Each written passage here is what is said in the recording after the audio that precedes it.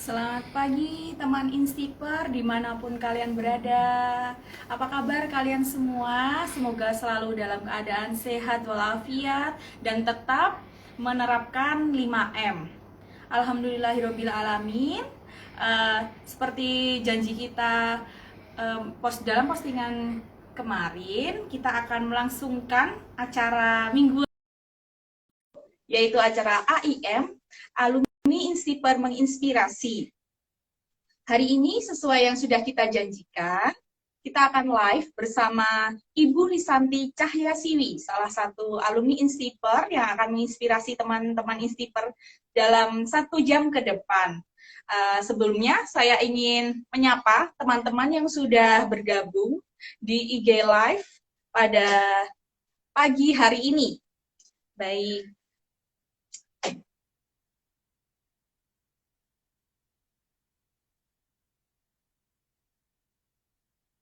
ada Sari Yasmi, halo, selamat pagi. Kemudian ada Yudi Wardana, selamat pagi, semoga sehat selalu. Ada Cynthia Wulandari dan teman-teman yang lain. Nah, di sini uh, kita harus tetap ingat untuk terus menerapkan protokol 5M agar kita bisa terhindar dari pandemi yang sedang terjadi dan akhir-akhir ini kasusnya sedang meningkat. Begitu, tentunya di sini juga kita sedang menunggu untuk pembicara kita bisa bergabung bersama kita di tengah-tengah kita yang akan menginspirasi kita, yang akan memberikan pengalaman kita, begitu, sehingga nanti harapannya bisa memberikan uh, impian atau juga bisa memberikan gambaran kepada teman-teman semua untuk bisa berproses menjadi pribadi-pribadi yang lebih baik, begitu. Halo Wina Laras, halo Berlian Dani, halo Lisan. Oh, Ibu sudah bergabung, ditunggu untuk bisa joinnya.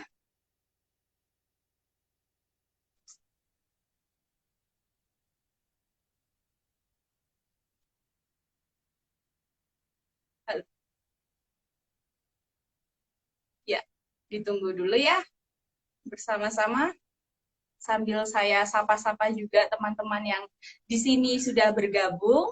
Ada Dayati BT, halo selamat pagi. Kansa Nabila, JS Nabariba, dan semua teman-teman, saya himbau untuk bisa stay tune 1 jam ke depan, dan nanti akan ada giveaway buat teman-teman yang mengajukan pertanyaan, begitu. Lah, kita, ya Ibu Lisanti, selamat pagi Ibu. Selamat pagi, Mbak. Ya, selamat pagi Bu. Ini Bu, bagaimana kabarnya? Baik Ibu? Alhamdulillah. Alhamdulillah Alhamdulillah. sehat, Mbak Fitria. Alhamdulillah Ibu. Nah, kita ini nanti 1 jam ke depan bakal sharing-sharing ya Ibu. Dan juga, Boleh. iya, dan juga untuk Ibu bisa membagikan pengalaman kerja maupun pengalaman dulu di kuliah, waktu kuliah gitu. Dan juga motivasi-motivasi yang membangun sehingga dapat membantu teman-teman Instiper untuk bisa berproses menjadi pribadi yang lebih baik. Gitu ya Ibu. Seperti Oke, tema Mbak. Insya Allah, ya. seperti tema kita hari ini, yaitu kenali potensi diri untuk meraih sukses, begitu ya Bu? Betul ya Bu? Ya, Mbak. Baik, mungkin di sini ada yang baru pertama kali bergabung di IG Live PMB Instiper Jogja dan bertanya-tanya apa sih AIM itu? Jadi AIM adalah Alumni Instiper Menginspirasi. Acara ini menjadi wadah untuk kita bisa bertemu dengan alumni-alumni Instiper yang tentunya sudah sukses dalam karirnya, ya alumni yang menginspirasi karena pengalaman juga perjuangannya sehingga nantinya bisa membantu teman-teman dalam berproses menjadi pribadi yang lebih baik. Nah, mengingatkan juga kembali untuk teman Instiper, nanti 1 jam ke depan kita akan stay tune di IG Live ini, dan tentunya akan ada giveaway untuk teman-teman penanya terbaik. Jadi silahkan drop pertanyaan di kolom komentar agar nanti bisa dijawab langsung oleh Bu Lisanti, begitu ya Ibu? Oke, Mbak.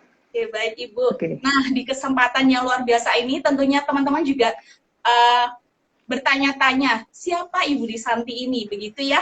Nah, di sini pada hari ini bergabung bersama kita di momen yang luar biasa ini, Ibu Lisanti Cahya Siwi. Beliau adalah alumni Instiper Budidaya Pertanian tahun angkatan 1991 begitu, dan lulus tahun 1996. Nah, beliau juga pernah berkarir di PP London Sumatera Indonesia di BLRS pada tahun 97 hingga 2014 begitu, lalu juga menjadi staf mulai dari staf entomologis, kemudian senior entomologis dan patologis, kemudian senior entomologis wilayah Sumatera Utara, kemudian menjadi head section of crop protection di oil palm, rubber and cocoa, dan sekarang menjadi founder Verdan Bioscience PT Timbang Deli Indonesia di Deli Serdang, Sumatera Utara. Gitu ya, Bu. Nah, ini pengalaman karir yang luar biasa begitu. Nah, untuk lebih mengenal siapa Ibu Lisanti dan bagaimana seluk-beluk pengalaman karirnya, kemudian bagaimana Ibu Lisanti bisa berproses, dan kiat-kiat apa saja yang bisa diberikan untuk kita bisa mengenali potensi diri kita untuk meraih sukses dan menjadi pribadi yang lebih baik. Langsung saja kita dengarkan bersama oleh Ibu Lisanti. Monggo Ibu, kami persilakan. Terima kasih banyak, Mbak. Assalamualaikum warahmatullahi wabarakatuh. Selamat pagi semua. Khususnya di sini, makasih ya Mbak Fitria ya udah diberikan kesempatan saya, terutama dalam kesempatan spektakuler ini kelihatannya untuk alumni Instiper menginspirasi ya. Mudah-mudahan nanti apa yang akan saya berikan 1 jam ke depan ini bisa bermanfaat khususnya buat adik-adik mahasiswa yang sedang aktif dan juga calon mahasiswa Instiper yang sudah kuat tekad untuk masuk ke kampus tercinta ini. Jadi mungkin perkenalkan, saya Lisanti. Sebenarnya saya juga ibu rumah tangga yang kebetulan berprofesi sebagai peneliti hama atau entomologis, khususnya serangga-serangga di perkebunan kelapa sawit. Kemudian kebetulan juga suami saya satu profesi atau satu perusahaan, tapi kebetulan dia di agronomisnya untuk rekomendasi pemupukan. Jadi alhamdulillah dari awal perjalanan karir saya sampai saat ini kami selalu satu perusahaan, walaupun beda, sempat kami pindah perusahaan baru, tapi insya Allah mudah-mudahan saya tetap mendapat dukungan dan support dari orang-orang tercinta di sekitar saya. Jadi tentunya kalau cerita tadi ya udah banyak juga Mbak Fitria menyampaikan mungkin background saya tadi mungkin ya. Dari beberapa waktu yang berjalan, jadi memang itu adalah suatu proses di mana yang juga ya ada beberapa kendala-kendala yang sebenarnya itu justru kendala-kendala itu adalah cara kita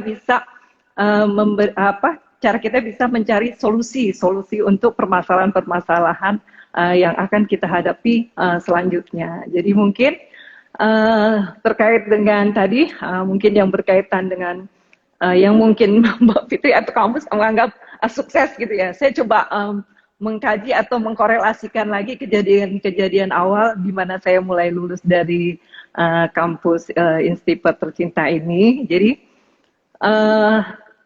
beberapa hal mungkin yang akan saya sampaikan semua khususnya kepada adik-adik mahasiswa maupun adik calon mahasiswa. Jadi proses itu adalah kita bukan sesuatu yang instan gitu, atau semua itu pasti ada tahap-tahapannya. Jadi dulu mungkin kalau saya sebagai awal, mungkin saya langsung aja ya Mbak Fitria ya. Saya kasih untuk tips-tipsnya yang mungkin saya garis besar, saya buat line-nya aja. Jadi mungkin ada 7 poin penting yang mau saya sampaikan di sini, bahwa yang pertama adalah yang sering saya lakukan yaitu meluangkan waktu menyendiri sekitar bolehlah sekitar 10 atau 15 menit. Jadi tujuannya kenapa?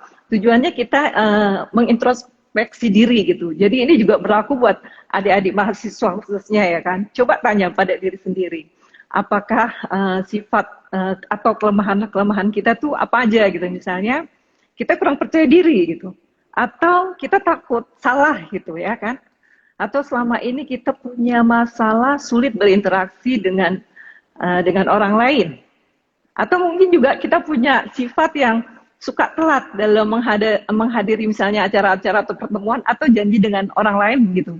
Nah itu mungkin salah satu kelemahan yang umum.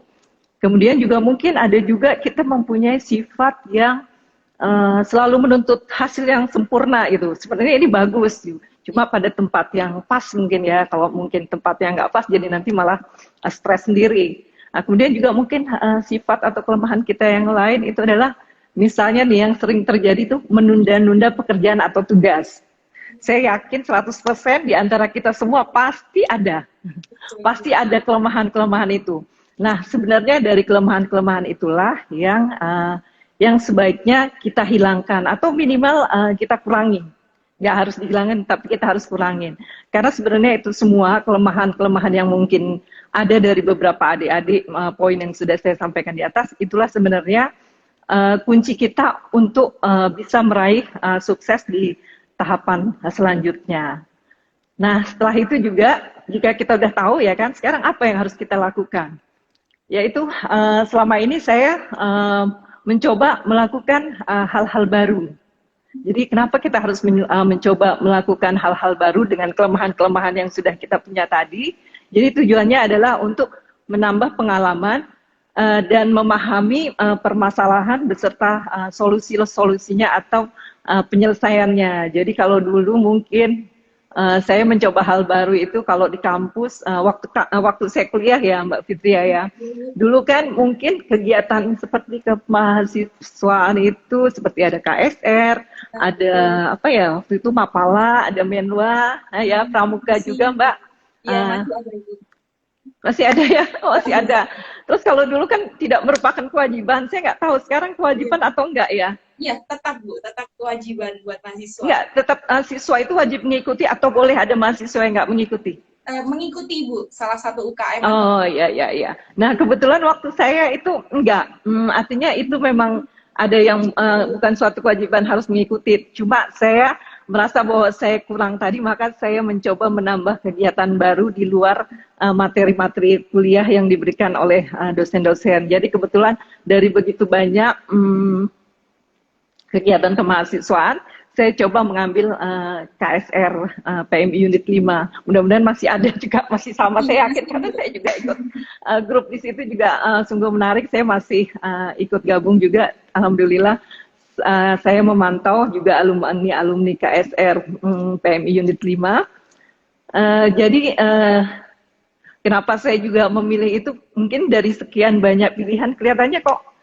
saya lebih cenderung memilih KSR ya, karena ada coach sukarela yang kayaknya saya suka deh tolong menolong gitu.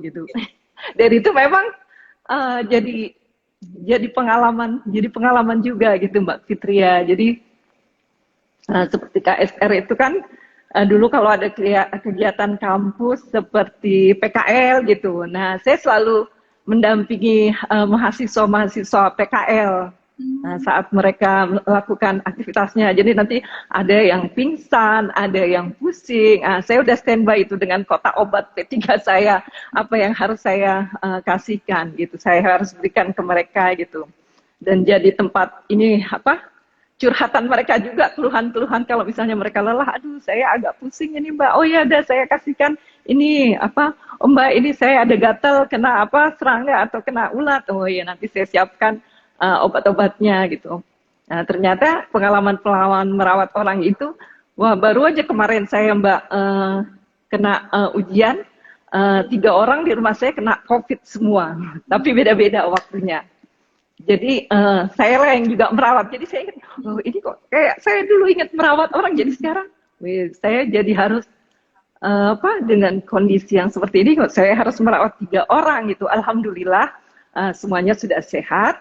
Jadi ada juga hal-hal yang kita dulu terima waktu di kampus itu yang ternyata sungguh bermanfaat setelah kita berada di di dunia, maksudnya di dunia yang benar-benar nyata untuk berkiprah setelah dari kampus.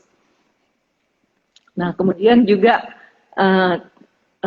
di kegiatan ini tuh kita akan menghadapi berbagai karakter yang berbeda-beda. Nah, dari berorganisasi ini kan kita juga ada suatu kepanitiaan yang mungkin disitulah sebenarnya dilihat kemampuan kinerja kita itu dalam menyelesaikan atau menyelesaikan tugas-tugas yang diberikan oleh kelompok gitu Mbak. Jadi kebetulan waktu itu saya ikut kepanitiaan penerimaan calon anggota baru di KSR Unit 5. Jadi kebetulan saya bagian dapur umum. Saya waktu itu masak mungkin hanya untuk keluarga saya sendiri, artinya orang tua, adik-adik gitu. Tapi ini saya sekarang dihadapi masalah, saya harus memasak sekitar 20-30 orang. Mahasiswa ya Mbak ya, jadi wah ada yang nasinya nanti belum matang, ada yang sayurnya keasinan gitu. Tapi mudah-mudahan mereka nggak ada komplain gitu. Karena tim kami kan benar-benar kompak gitu, jadi apapun yang ada ya kita coba pelajari lah gitu. Jadi artinya seperti itu, jadi seperti dari hal-hal kecil ternyata kita harus belajar gitu Mbak. Nah kemudian setelah di dunia kerja itu sendiri sudah pasti karena profesi saya sebagai peneliti, maka saya akan mencoba hal-hal baru gitu Mbak. Jadi kalau dulu mungkin waktu di kampus rasanya yang paling kita bilang paling hit kita adalah untuk mencapai klimaksnya itu adalah membuat satu penelitian atau pengujian ya kan Mbak, untuk bisa kita final lulus dari kampus. Nah kalau saya profesi sekarang, saya mungkin dalam 20 tahun kerja lebih, mungkin udah ada 100 percobaan yang saya harus lakukan gitu. Nah, jadi kalau dibilang wah udah terlalu banyak saya mencoba-coba. Jadi dari 100 itu, nah tentu saja kan harus membutuhkan analisa. Nah dari analisa itu juga saya harus mengambil suatu kesimpulan atau hasil. Nah kemudian juga mungkin dari semua hal-hal baru atau pengujian yang kita telah lakukan itu kadang tidak sesuai dengan hipotesa kita gitu, tidak sesuai. Tapi sebenarnya itu bukannya tidak sesuai, ternyata ada hal-hal baru yang justru kita dapat ilmu barunya. Jadi seperti contoh untuk di dunia kerja nih Mbak ya, yang berkaitan dengan perkebunan khususnya kelapa sawit di bagian Hamas ya.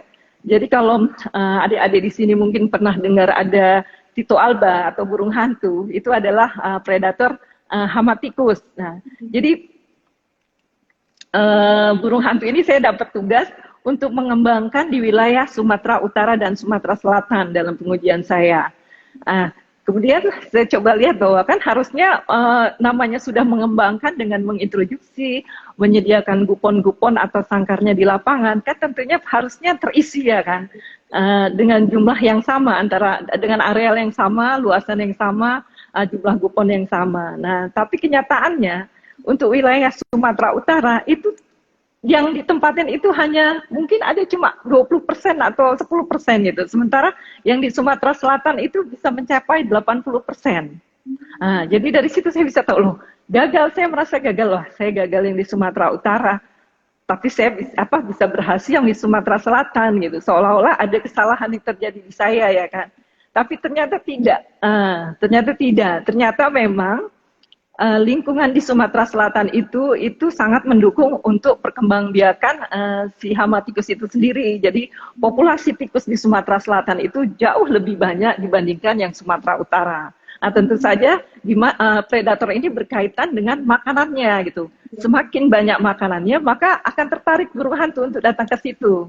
Nah sementara yang di Sumatera Utara itu karena populasi tikusnya itu lebih sedikit, makanya dia populasinya lebih sedikit. Jadi kan artinya hipotesa yang awal itu mungkin saya salah, ternyata justru saya dapat ilmu baru. Itu Mbak. Jadi hal-hal baru itu sangat penting kita coba walaupun tidak sesuai dari harapan, namun ternyata justru kita malah menambah ilmu baru. Nah, kemudian yang lain itu mungkin Mbak, saya juga adik-adik di sini saya ingin menyampaikan juga hal penting lainnya itu jangan takut mengambil keputusan. Nah, jadi dulu mungkin pengalaman saya waktu saya menentukan pilihan saya jatuh pada kampus Insiper ini, itu sebenarnya saya tuh sudah ingin banget masuk pertanian itu sejak SMA. Jadi kalau ada guru BP nanya, ngisi buku cita-cita kamu mau jadi apa? Kamu mau meneruskan kemana nanti? Kamu cita-cita mau jadi apa? Oh, saya mau jadi ahli pertanian, Pak. Yakin kamu ya? Yakin. Sementara di teman-teman saya kebetulan karena saya lahir besar dan sekolah di Jakarta, teman-teman semua heran. Kalian ngambil apa? Mereka bilang, aku sekretaris, aku komputer. Kamu pertanian loh. Hari ini kamu masih ngambil pertanian apa? Masih ada lahan. Jadi dari situ, semua ternyata artinya gini, yang kita merasa rasanya, apa iya ya tak apa maksudnya tidak bermasa depan. Oh itu nggak ada yang tidak ada yang seperti itu ternyata. Nah kemudian setelah masuk Insiper memilih jurusan ya kan, itu kan jurusannya kalau waktu saya itu ada budidaya pertanian, terus ada sosek ya, sosial ekonomi pertanian. Oh kelihatannya saya lebih pas untuk yang budidaya lah, karena mungkin dari awal saya tuh ingin tahu tentang benar-benar tanaman bukan dari sudut ekonomisnya gitu, saya benar-benar mau yang lapangannya. Akhirnya saya coba pilih budidaya. Ada juga, maksudnya kalau kehutanan saya nggak terpikir, karena mungkin karena saya merasa perempuan, wah kayaknya saya terlalu maco banget nih masuk ke hutan. Udah saya coba masuk budidaya saja. Walaupun kenyataannya sekarang saya udah keluar masuk hutan gitu. Cuma saya memang waktu itu tidak tertarik, jadi saya lebih tertarik untuk mengambil budidaya. Kemudian setelah kalau nggak salah mungkin 2 tahun berjalan, 4 semester atau 6 semester gitu, nanti ada lagi tuh Mbak, waktu zaman saya itu ada 2 minat. Jadi satunya minat agronomi, satunya minat perlindungan tanaman atau crop protection gitu. Nah ini jadi pas banget memang dengan, nggak tahu kenapa saya lebih memilih crop protection gitu Mbak. Padahal waktu itu yang memilih crop protection itu rata-rata cuma sedikit. Jadi misalnya ada mungkin sekitar 150 mahasiswa, mungkin hanya sekitar 10 orang yang akan mengambil minat perlindungan tanaman gitu. Malah mereka dibilang, ngapain ngambil apa crop protection, itu bidangnya susah banget itu loh, lulusnya lama gitu. Lulusnya lama, dosennya killer-killer gitu. Wah saya malah menantang, saya pikir apa salahnya mencoba mengambil justru yang jumlahnya dikit daripada yang umum gitu. Makanya saya coba ambil jurusan itu. Kok ya ndelalah pas kerja memang dibutuhkan seorang entomologis. Jadi ya ternyata pas gitu. Mungkin karena saya jumlahnya waktu itu mungkin nggak banyak mungkin saingan. Jadi mungkin ya disitulah memudahkan jalan saya, dan kebetulan saya juga mengambil minat yang sedikit disukai orang pada saat itu. Nah itu untuk pertama dalam saya mengambil keputusan. Nah kemudian juga proses selanjutnya saat menerima kerja, memutuskan bekerja. Jadi dulu saya mencoba beberapa lamaran, mungkin sampai tukang pos. Dulu saya masih pakai tukang pos, kalau sekarang enak ya Mbak ya, tinggal kirim-kirim email aja. Dulu sampai ke tukang pos ya. Jadi tukang pos itu saya sampai malu sama tukang pos, belum dapat kerja Mbak, belum dapat kerja.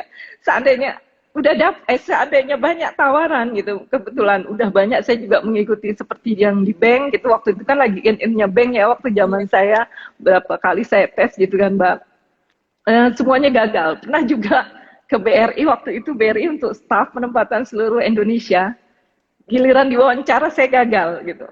Jadi mungkin memang jalan saya bukan ke situ. Ternyata perusahaan yang pertama saya bekerja itu PT Lonsum itulah yang saat itu sedang membutuhkan entomologis, terus menerima saya. Nah, cuma itu pun juga masih jadi dilema bagi saya ya kan.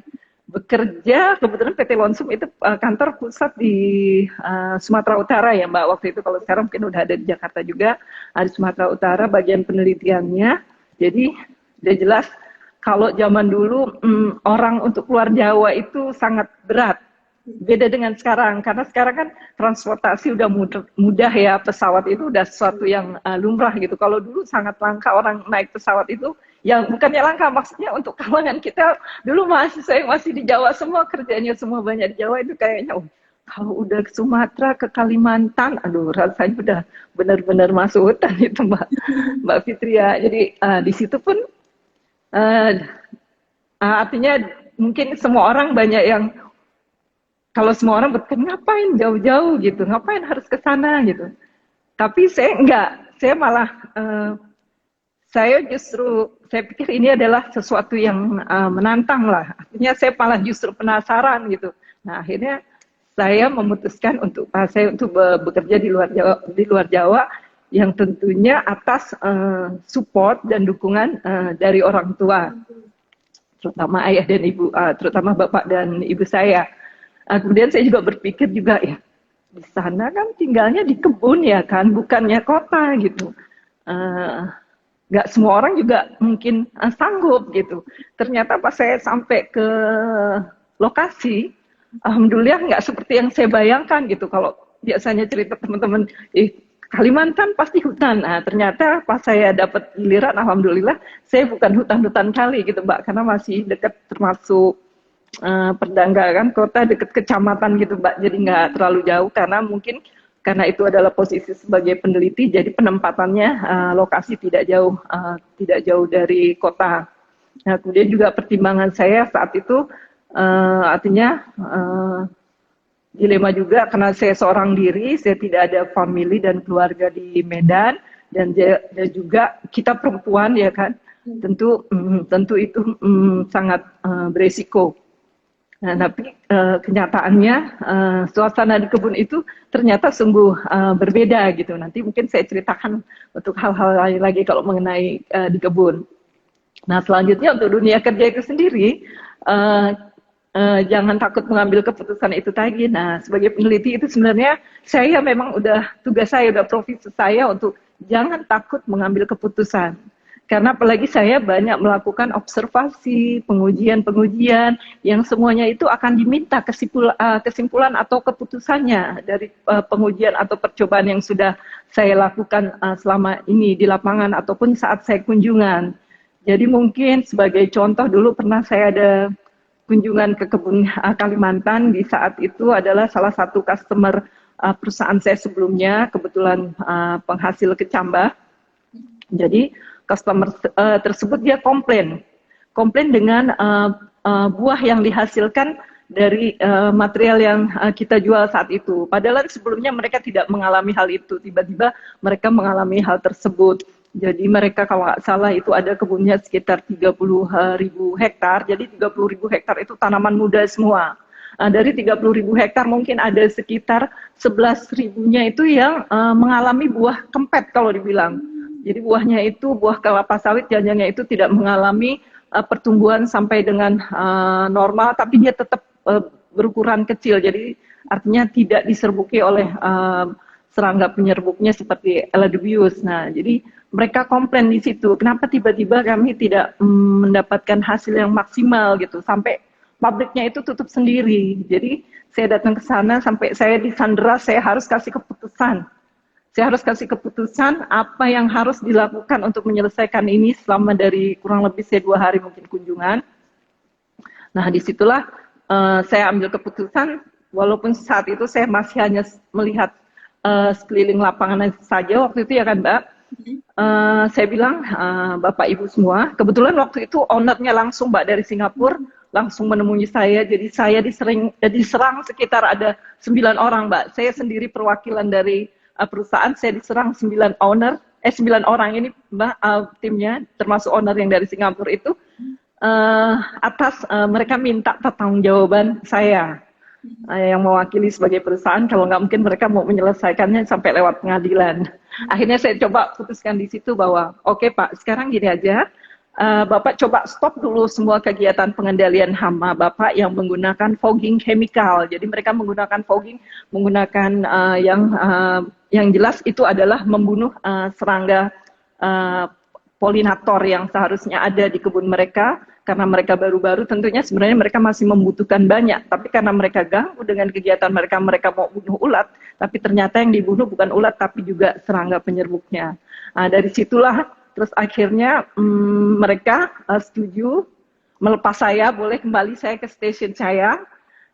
Kemudian baru saya minta tolong mereka kirimkan semua data-data, tapi tidak boleh ada di reka-reka, direkayasa maksud saya. Iya. Data itu harus benar, tunjukkan ke saya peta di mana kebun melakukan fogging, kemudian peta di mana buah kempet itu paling banyak atau tinggi. Nah, barulah di situ akhirnya mereka percaya bahwa apa yang saya sampaikan itu memang benar-benar.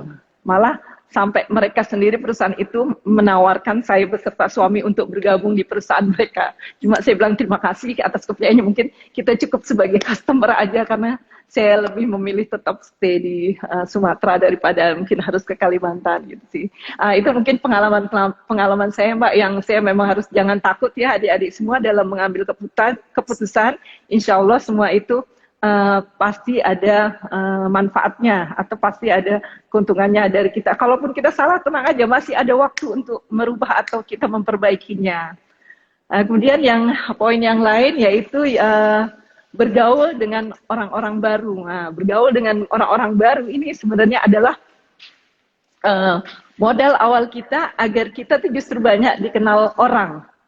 Nah, mereka lah sebenarnya yang akan membantu kesuksesan kita. Mereka lah sebenarnya akan mendukung kesuksesan kita. Jadi makin banyak kita kenal orang, sebenarnya mereka itu adalah calon-calon orang yang akan membantu kesuksesan kita untuk selanjutnya.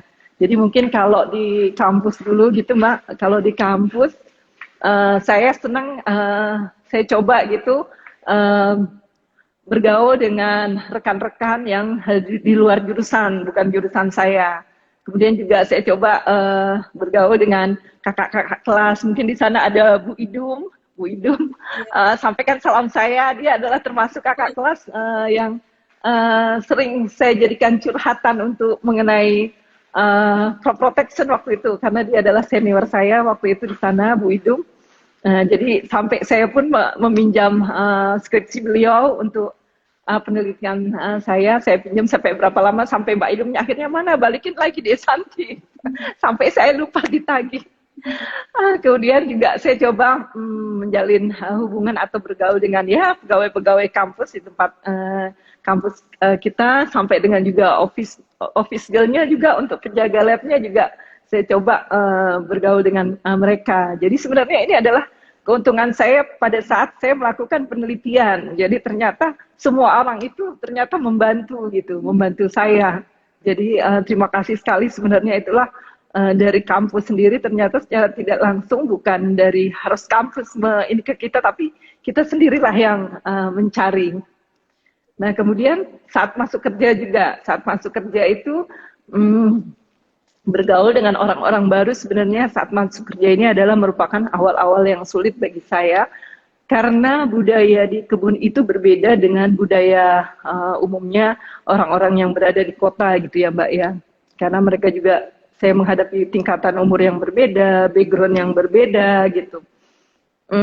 Jadi kalau di kota mungkin kita kerja, pagi kerja atau sore kita sudah selesai kerja, maka selesai urusan masalah kantor, di situ saja sampai batas itu. Setelah di rumah kita istirahat. Tapi kalau di kebun itu enggak. Nanti kita sore itu kita ada acara kumpul-kumpul lagi, baik itu arisan atau main tenis bareng. Nah di situ selain membicarakan pekerjaan kantor atau misalnya pengamatan saya, di situ juga artinya membahas masalah yang berkaitan dengan pribadi gitu. Maksudnya pribadi ya, baik kapan nikahnya gitu seperti itu, atau gimana kapan kami diundang ke rumah agar kami bisa datang, sudah lengkap belum peralatan masaknya, sudah lengkap belum peralatan menjamu tamunya. Nah jadi seperti itu gitu. Jadi bedanya kalau di kota dengan di kebun saya rasa seperti itu, tapi sebenarnya dari situ saya menjadi, artinya ternyata lebih familiar dengan mereka gitu.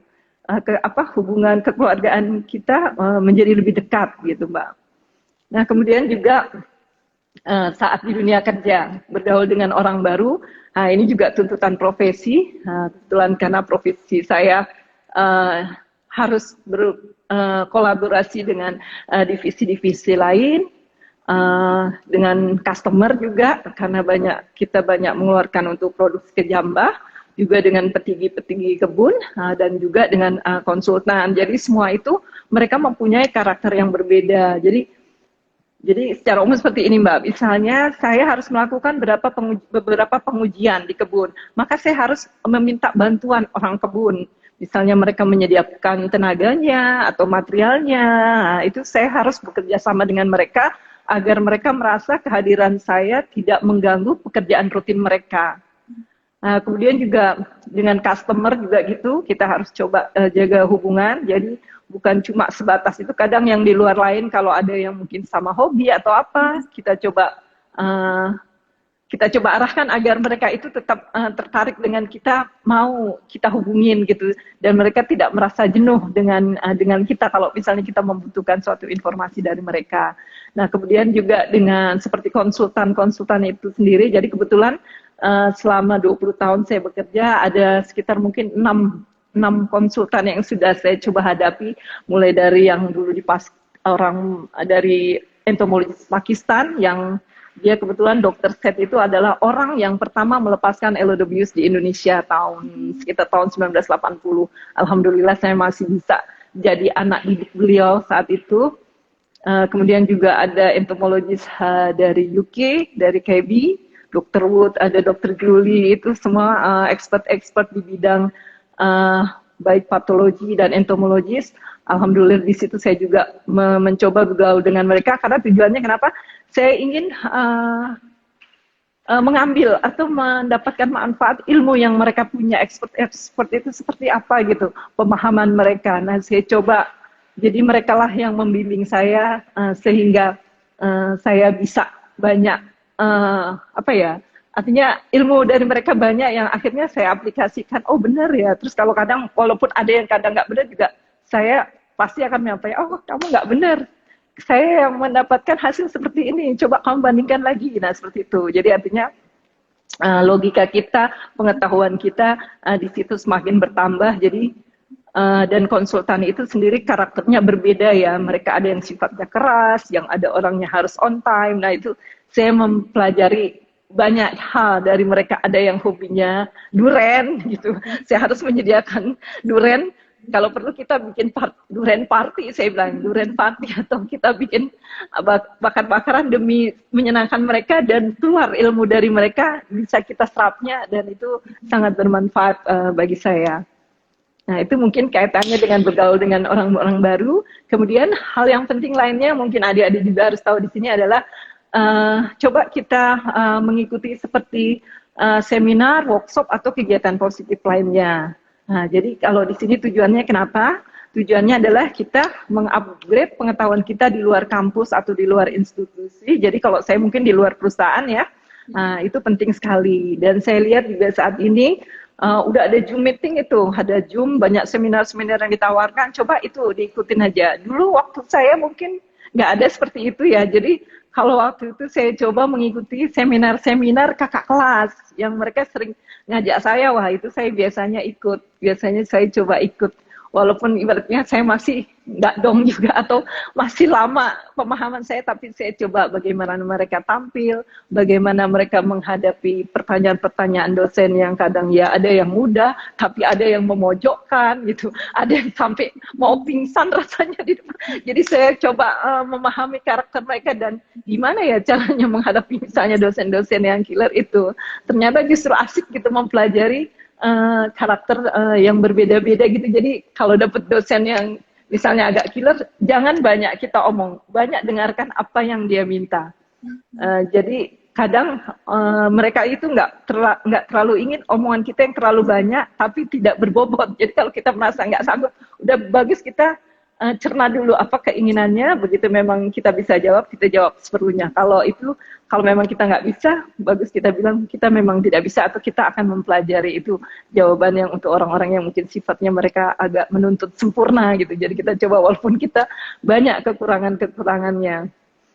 Kemudian kalau di dunia kerja itu sendiri, seperti yang saya sampaikan bahwa ini adalah profesi saya, yang merupakan di mana mengikuti seminar, workshop itu sudah merupakan kewajiban sih, karena juga saya ingin melihat isu-isu yang berkembang saat ini, khususnya mengenai manajemen pengendalian hama, dan juga apakah ada jenis-jenis hama baru lagi yang muncul di dunia ini, terutama untuk kelapa sawit gitu. Saya coba tetap melihat tulisan-tulisan yang kebetulan saya juga ada beberapa membuat tulisan yang saya biasanya selalu bekerja sama dengan konsultan saya. Kemudian saya kebetulan pernah diminta atau menjadi speaker atau pembicara dalam conference baik nasional maupun internasional. Kebetulan waktu itu seperti MPUB dari Malaysia dan juga seperti PIPOK, IOPRI. Mereka mengundang saya untuk menjadi pembicara di Kuala Lumpur dan mungkin ada, dan kemarin itu ada juga waktu di Medan. Jadi dari situ juga saya juga bisa tahu bagaimana orang-orang yang expert gitu, mereka tampil dengan pemikirannya. Saya juga bisa membandingkan, saya bisa mengerti dan bisa membandingkan. Saya bisa pahami di situ. Dan hal yang menarik di sini adalah speaker-speaker pembicara itu mereka adalah lulusan luar negeri gitu, yang saya takjubkan. Tapi yang saya lebih takjubkan lagi bahwa saya semeja sebagai speaker yang saat itu lulusan S1. Sebenarnya sampai sekarang saya juga nggak ada sekolah lagi, Mbak Fitri. Saya tetap S1 aja. Saya pikir kalau sekolah, saya lebih senang mempelajari ilmu itu sendiri di sini daripada mungkin ke sekolah, karena saya juga merasa di sini saya nggak terlalu dituntut, karena saya dituntut adalah saya sebagai memberikan solusi maker lah, mungkin kalau dibilang saya harus memberikan solusi. Jadi saya lebih tertarik untuk mempelajari sendiri di sini daripada harus secara educationalnya saya memang mungkin kurang, tapi secara tidak langsung mereka tetap percaya kita karena kita dilihat dari praktisinya gitu, bukan dari jenjang pendidikan kita, tapi dari pengalaman-pengalaman kita. Di situ mungkin saya bisa tahu, misalnya mereka ada yang lulusan Reading, Wageningen, ya artinya saya tidak langsung down atau tidak merasa kecil hati gitu. Saya tetap usahakan, saya tetap semangat. Nah kemudian yang poin penting lagi juga yang mungkin adik-adik mahasiswa dan calon mahasiswa harus tahu, kita harus menetapkan tujuan. Jadi tujuan itu sebenarnya tidak harus muluk-muluk gitu, harus tinggi-tinggi, nggak perlu. Nah, jadi kalau mungkin selama kuliah kita tujuannya apa sih? Tujuannya misalnya waktu itu saya memang saya penelitian harus selesai dalam waktu 3 bulan gitu. Saya waktu itu kalau nggak salah punya target seperti itu. Jadi harus benar-benar selama 3 bulan itu saya konsentrasi untuk penelitian. Nah, itulah nanti saya sudah banyak mengenal orang. Jadi disitulah saya dimudahkan, alhamdulillah. Nah, jadi mungkin untuk kegiatan-kegiatan lain seperti kemahasiswaan, sebenarnya banyak itu kegiatan mahasiswaan terpaksa saya harus kurangi. Jadi kalau dulu mungkin pernah dengar ada mahasiswa paling abadi atau apa, karena mereka ternyata terlalu keasikan dengan kegiatan kemahasiswaan sampai lupa untuk penelitiannya, mereka tunda-tunda. Karena memang dalam kita melakukan penelitian itu memang selalu banyak kendala-kendala. Kendala dari dosennya nanti, kendala dari bahan-bahan materialnya, atau mungkin ternyata dananya banyak, mungkin. Nah, seperti itulah yang justru kita masalah itu harus kita hadapi, jangan kita tinggalkan justru nanti, karena berlarut-larut akan semakin lama. Nah, nanti si dosen itu sendiri juga jadi kesel sama kita, ini anak bener nggak sih bener-bener mau lulus atau enggak gitu. Nah, di situ yang saya coba, jangan sampai dosen itu kesel sama saya, nggak mau nanti saya ditolak ya kan. Nah, itu yang selalu saya coba jaga. Walaupun killer sekalipun nggak ada masalah. Kebetulan dulu saya dapat dosen UGM, dosennya waktu itu seorang dokter lulusan Jepang. Nah, jadi di situ agak dosen itu benar-benar kesel. Kalau saya bilang dia disiplin, cuma orang menganggapnya seolah-olah killer gitu, padahal sebenarnya dia disiplin. Jadi kalau misalnya dia datang, terus saya masuk, saya akan diusir. Kasih saya waktu 10-15 menit baru kamu boleh masuk. Nah, dari situ, ternyata memang ada dosen yang seperti itu gitu. Jadi, asik ini mempelajari karakter orang. Jadi itu biasanya saya juga memahami dia gitu. Sampai dibilangnya, pernah dia merasa, mungkin saya yang lupa atau dia yang lupa, dia merasa udah ada janji sama saya gitu. Tapi dibilangnya saya tidak datang. Jadi begitu saya datang, saya ditolak karena merasa saya nggak ada janji dengan kamu. Jadi kamu silahkan keluar, saya tidak bisa menerima kamu karena saya tidak ada janji dan kamu pernah berjanji sama saya tapi kamu nggak datang. Nah itu mungkin wah apa saya yang lupa apa dia yang lupa ya. Tapi saya coba memahami dia, saya coba memahami beliau lah. Bagaimanapun dia sebenarnya dari situlah justru saya merasa artinya gini.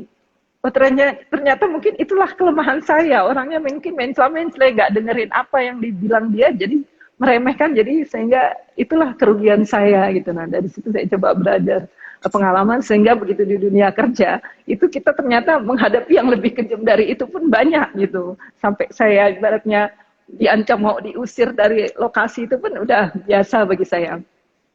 Nah kemudian juga hal lain di dunia kerja itu sendiri. Nah, ini seperti yang saya sampaikan tadi bahwa ini masih tetap berkaitan dengan profesi saya, bahwa dalam setiap pekerjaan atau percobaan-percobaan itu pasti ada tujuannya, yaitu yang secara umum yaitu saya harus memperoleh solusi-solusi yang mereka inginkan, terutama kebun yang harus segera terjawab, karena banyak yang mereka juga kadang berkonsultasi dengan saya dengan kondisi misalnya mereka bilang, kenapa ya di kebun kami kok nggak pernah selesai permasalahan hama? Kami sudah menyelesaikan seperti ini. Nah, saya coba bantu mereka dengan melakukan kunjungan ke lapangan, rutin menganalogikan kenapa ini bisa terjadi. Saya coba bantu seperti itu. Nah, termasuk ada beberapa misalnya mereka juga mengalami polinasi buah yang buruk. Saya coba bantu. Saya coba kasihkan solusi-solusi ke mereka. Meskipun kadang solusi yang saya berikan itu juga kadang saya bilang, Bapak tidak perlu melakukan apa-apa di kebun Bapak karena ini bisa recover dengan sendirinya gitu. Jadi tidak perlu ada intervensi aplikasi yang lain yang Bapak bisa lakukan. Ternyata mereka rata-rata ya, oh iya benar, ternyata Ibu ini bilang, iya memang nggak perlu ngapa-ngapain, iyalah daripada Bapak melakukan sesuatu mengeluarkan biaya, toh kalau Bapak tidak melakukan apa-apa juga sama, besok akan recover atau sembuh dengan sendirinya. Nah kemudian yang terakhir, yang mungkin saya ingin ingatkan lagi kepada adik-adik semua, pertahankan komitmen. Nah, jadi kalau kita dengan orang tua udah komit, kamu nanti lulus 5 tahun ya. Zaman saya dulu 5 tahun ya masih Mbak Fitri. Kalau sekarang mungkin 3 tahun itu udah biasa ya. Berarti kami itu memang lulus lama banget. Luar biasa kami dulu 5 tahun. Bagi saya 5 tahun itu aja udah pas banget. Gak apa-apa lah lulus 5 tahun. Gak harus cum laude juga. Karena ternyata artinya saya bukan ngejein cum laude nih Mbak. Memang dan saya juga nggak bisa cum laude gitu juga saat itu. Jadi secara umum nilai yang terlalu tinggi pun tanpa kita diikuti sama kegiatan-kegiatan tadi yang sifatnya sosialisasi tadi, itu akan susah juga kalau kita cuma belajar aja kutu buku gitu terus itu nggak akan bisa nanti di dunia kerja, nanti malah stres sendiri. Nah itu mungkin justru kita sebenarnya harusnya enjoy ya.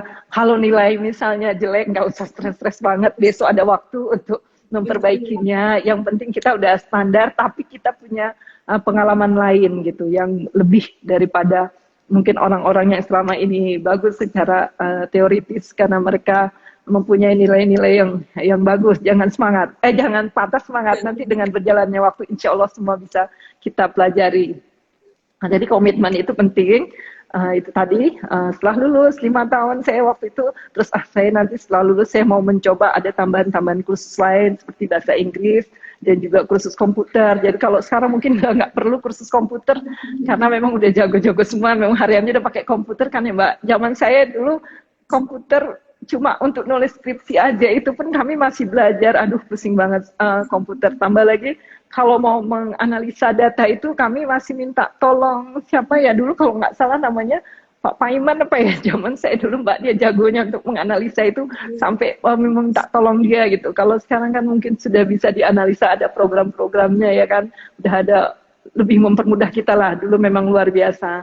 Nah kebetulan juga nggak tahu kenapa saya memang ingin memperdalam bahasa Inggris, nggak taunya perusahaan di mana saya bekerja itu memang perusahaan milik asing ya, jadi pas banget itu semua ya. Berjalan, jadi diskusi atau apa dalam bahasa Inggris saya juga masih bisa menerima saat itu. Alhamdulillah juga sekarang juga mudah berkomunikasi dengan mereka karena kebetulan di kantor saat ini juga dari Singapura, dari Spanyol, dari Chili, semuanya lengkap ada. Jadinya dari Ghana pun juga ada. Jadi Alhamdulillah itu juga melatih saya untuk bisa memperbaiki vocabulary saya. Jadi secara umum di dunia kerja ini nanti pun terkait dengan profesi saya, jadi kebetulan saya selama ini juga saya komit, saya ingin menjadi ahli entomologi serangga, terutama di kelapa sawit yang handal dalam memanage dan memberikan solusi baik kepada customer, baik kepada perusahaan di mana tempat saya bekerja. Ini itu semua problem itu insya Allah saya coba bisa selesaikan, saya coba bantu mereka, dan sebenarnya ini adalah sarana saya untuk selalu terus belajar. Jadi sampai tua pun saya gini tetap masih belajar. Mungkin itu Mbak, kepanjangan nanti takutnya saya waktunya udah mau habis. Mbak Fitria silahkan dilanjutkan. Luar biasa sekali Ibu tadi sharing pengalamannya, lalu juga pengalaman kerja maupun penelitian, kemudian juga pengalaman dulu waktu kuliahnya yang sungguh-sungguh bermanfaat begitu ya Bu. Nah ini ada beberapa pertanyaan Ibu yang sudah masuk di kami. Saya izin bacakan ya Ibu. Boleh. Gimana? Bagaimana cara Ibu mengatasi paradigma orang lain mengenai perempuan kerja di kebun, mengingat orang memandang sebelah mata, di samping yang Ibu sadari justru ternyata di kebun sangat berpotensi untuk mengembangkan diri atau berkembang untuk bagi Ibu, begitu Bu. Jadi iya. Mengatasi paradigma yang ada kan kita sebagai perempuan ya Bu, sama-sama perempuan, tapi jauh dari orang tua, gimana itu untuk menyelesaikannya Bu? Monggo Ibu. Menarik juga ini sebenarnya ini udah pertanyaan yang umum yang juga dulu jadi paradigma ya, apalagi zaman saya dulu perempuan sangat sedikit di perkebunan, agak jarang. Tapi alhamdulillah saya tengok sekarang makin banyak justru. Jadi sebenarnya di perkebunan tidak seperti itu kok Mbak. Jadi perempuan itu kalau nggak salah sekarang itu udah banyak kok Mbak perempuan untuk field assistant. Field assistant di lapangan mereka banyak. Jadi kebetulan untuk perusahaan di mana sekarang saya bekerja seperti di Sikreptolan 3 ini, di Bang Deli juga, kalau yang jelas kalau di penelitian sudah pasti perempuan itu nggak ada masalah ya Mbak. Kebetulan di bidang saya itu justru mungkin di kantor kayaknya perempuan malah banyak deh Mbak untuk penelitian. Nggak tahu kenapa mereka mungkin malah lebih suka kali ya perempuan itu kali kalau untuk penelitian. Tapi nggak juga, saya nggak mau membedakan gender. Yang penting secara umum kita semua punya kemampuan atau kemampuan yang sama sih. Nggak ada membedakan di kebun itu gimana. Toh kenyataannya setiap saat saya berkunjung ke lapangan, baik kebun Kalimantan atau Sumatera Utara lah khususnya di sini, itu banyak sekali staf-staf perempuan yang mereka juga justru bagus, banyak berkiprah saya tengok ya. Mereka sampai ada jenjang yang tinggi, mereka juga banyak gitu. Jadi selama ini tidak ada masalah ya. Kalaupun nanti misalnya mereka ada kendala-kendala, biasanya kebun juga akan mempertimbangkan mereka untuk misalnya penempatan itu enggak yang terlalu belusuan, atau misalnya mereka udah menikah, dicoba dekat dengan suaminya gitu. Atau seperti saya lah contohnya ya kan Mbak, menikah dengan kebetulan ya sama-sama profesi ya, akhirnya kalaupun dipindahkan misalnya ke Sumatera Selatan itu ya saya berdua mengikuti suami, artinya nggak saya harus di Sumatera Utara, saya diizinkan untuk ikut suami, kebetulan saat itu dinas ke Sumatera Selatan. Kemudian juga saat suami pindah ke Sumatera Utara ya perusahaan terus juga memberikan kelonggaran agar kami bisa bareng seperti itu. Nah itu pun juga berlaku pertimbangan sama di saat misalnya ya suami yang misalnya nih nggak satu perusahaan ya Mbak, beda perusahaan, dia akan mendekati di mana suaminya itu bekerja atau bisa menyesuaikan lah Mbak, istrinya tidak ada paradigma yang selama ini mungkin dikhawatirkan. Udah gitu memang seperti misalnya kalau dulu ya mungkin sepeda motor, kalau di Medan saya bilangnya kereta ya, sepeda motor itu harus yang trail gitu ya, memang benar sepeda motor kadang agak tomboy kalau saya tengok. Tapi artinya mereka semua enjoy selama ini. Malah saya kadang kalau dengan staff-staff di lapangan, perempuan-perempuan itu malah saya lebih senang karena mungkin merasa senasib. Jadi artinya jadi ceritanya bukan kerjaan aja, malah cerita masakan, berkebun gitu. Malah jadi asik sendiri gitu. Jadi artinya selama ini kebun juga tidak merendahkan mereka gitu ya. Justru menghargai kalau memang ini. Jadi justru menurut saya perempuan itu ada pelengkapnya ya dari kekurangan-kekurangan para pria gitu yang mungkin masih kurang, perempuan itu lebih jeli gitu. Nah, mungkin disitulah yang mungkin menurut saya justru saling melengkapi. Oke, Bu. Itu tadi, Bu. Oke, Mbak Fitria. Oke, luar biasa sekali, Bu. Jadi ini membuka cakrawala untuk yang mahasiswi-mahasiswi tentunya yang Nah, ingin ya untuk adik jadi mahasiswi. perkebunan begitu ya, Ibu, dan juga Iya. nanti di kehutanan juga begitu. Ini ada Oh ya. Bu, satu lagi Apa itu? tips untuk mengeksplorasi potensi diri yang dimiliki, begitu, Ibu. Silakan, Ibu. Tips untuk mengeksplorasi potensi diri. Iya, iya, iya. Oke. Jadi sebenarnya apa yang ditanyakan ini tuh udah sama seperti yang tadi saya sampaikan. Kalau kita tidak mencoba hal-hal baru, maka kita nggak tahu sebenarnya potensi kita tuh seperti apa. Karena dengan kita mencoba hal-hal baru, kita pasti akan mendapatkan tugas baru, tugas dan tanggung jawab baru. Di situ dituntut ketepatan kita, menuntut analisa kita, menuntut kemampuan kita. Ini bisa dipercaya nggak kita gitu misalnya? Saya dipercaya, oh kamu harus menjadi leader untuk acara party di perusahaan, misalnya ada acara besar. Nah, nanti kesempatan itu tuh harus kita, kalau bisa jangan sampai, aduh jangan saya Pak, saya banyak kerjaan. Oh jangan seperti itu. Kalau bisa, oke Pak, saya terima. Saya akan coba sebaik mungkin. Saya akan coba. Nah, setelah kita tapi mencoba bukan nekat juga kita berani gitu, tapi kita harus memang persiapan kita juga, oh nanti berarti harus ada orang ini yang saya hubungin, harus ada dari tim ini yang saya hubungin, tim pengisi acara, tim pemeriahnya, seperti itu. Jadi artinya untuk mengeksplorasi kita tuh memang kita harus banyak melakukan hal-hal baru dan menerima tantangan yang diberikan orang lain yang mungkin menurut kita itu berat gitu. Karena kadang orang ada yang memikirkan gini, kerjaan saya misalnya di job description saya kan kerjaan saya udah jelas poin 1 sampai 10, kok tiba-tiba saya ditawarin ada yang di luar pekerjaan. Oh, kalau bisa jangan seperti itu. Kalau bisa ada tantangan baru kita terima, kita coba pelajari, kita coba berikan bahwa saya sanggup kok, walaupun itu adalah di luar rutinitas kita. Justru sebaiknya malah ada tantangan baru, ada hal-hal baru, kerjakanlah. Dari situ kita bisa mengeksplor. Jadi sebenarnya kita tuh sanggup apa. Mungkin seperti saya, mungkin saat ini kalau saya ternyata dari banyak kegiatan seperti yang udah saya lakukan atau tantangan itu, jadi sekarang saya hobi untuk fotografi gitu. Nah, jadi setelah fotografi ini, jadi saya suka. Jadi sekarang setiap ada kegiatan foto-foto, pasti saya kena duluan. Saya kena disuruh duluan. Nanti kalau di kantor ada lomba misalnya, dulu saya ingat waktu di perusahaan pertama saya, siapa yang foto bagus nanti dapat hadiah. Pasti alhamdulillah saya dapat hadiah terus, dapat uang terus, karena saya selalu ngambil kesempatan itu yang artinya mungkin jarang mungkin di luar dari job desk gitu. Jadi itulah mungkin Mbak yang bisa saya sampaikan. Luar biasa sekali, Bu. Itu tadi mungkin Bu yang pertanyaan yang sudah masuk di kita. Kemudian saya izin untuk membacakan resumenya, begitu, poin-poin Ya, yang silahkan. saya dapat itu untuk bisa di-share ke teman-teman. Mungkin di sini ada yang ketinggalan begitu ya, Bu ya, nonton kita. Ini ada yang pertama yaitu meluangkan waktu tadi seperti yang Ibu bilang, 10 sampai 15 menit untuk kita bisa introspeksi diri setiap harinya, begitu ya Bu ya? Iya, betul. Kemudian berani mencoba hal-hal baru untuk menjawab tantangan baru, yang dimana itu bisa untuk mengeksplorasi kemampuan kita tadi seperti yang baru saja dijelaskan Ibu. Ya, kemudian betul. Ada jangan takut dalam mengambil keputusan, begitu.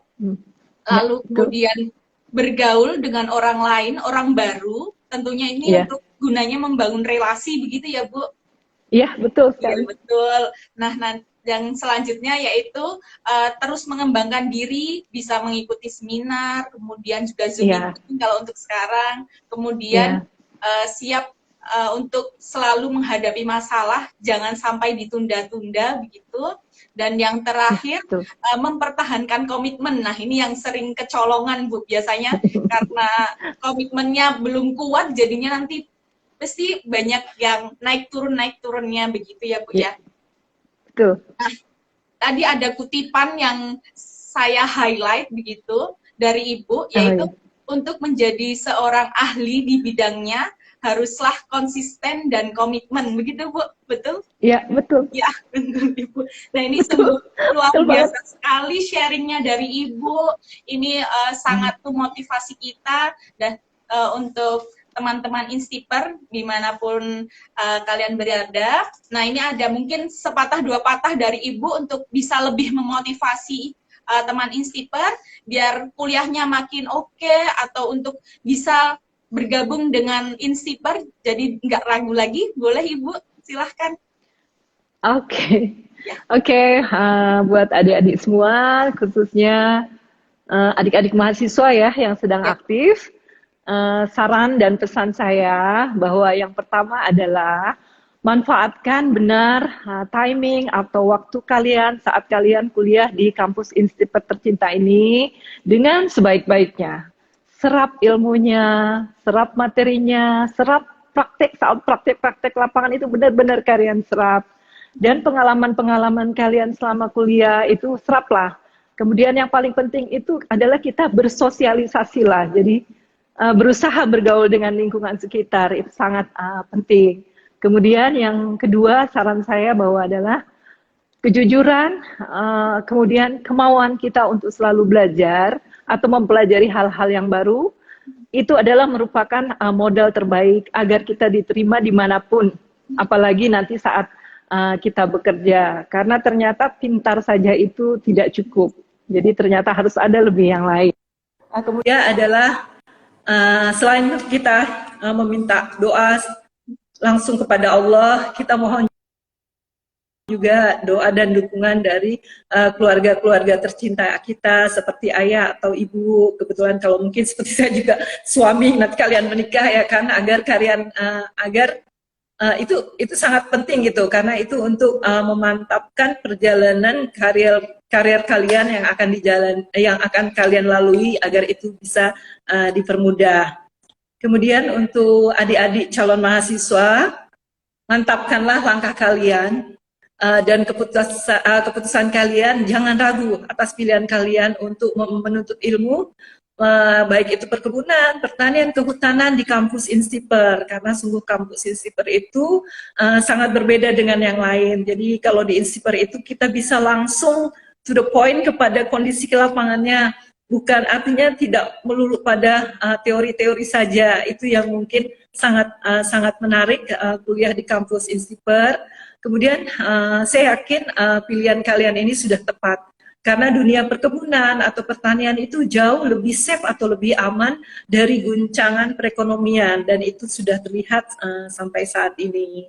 Nah kemudian buat kalian, baik adik mahasiswa yang aktif maupun calon mahasiswa, peran kalian di perkebunan sangat kami nantikan sebagai generasi penerus kami.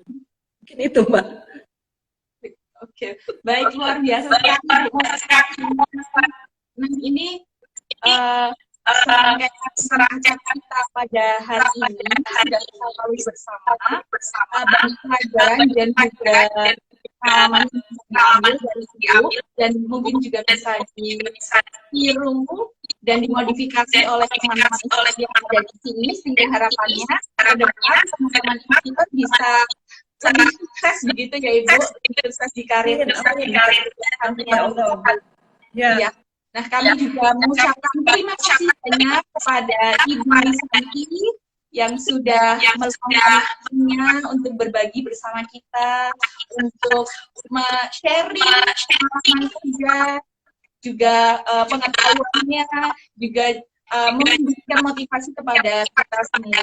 Dan tentunya kami ucapkan terima kasih juga kepada teman Instiper yang masih setia bergabung bersama kami untuk 1 jam ini.